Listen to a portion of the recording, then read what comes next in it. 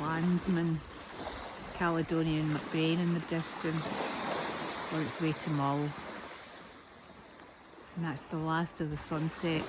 It went below the horizon an hour ago, but we've still got an orange piece of sky. Because this in Scotland is what we call the gloaming. Even on the day after the winter solstice, an hour after the sun has set, we still have this amount of light. I love my land.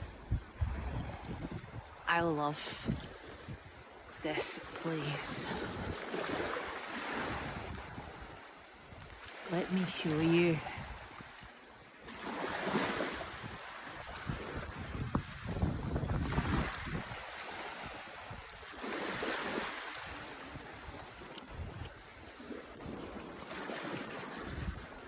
You can keep your big cities and your fancy flashy harbours. This is a place for me.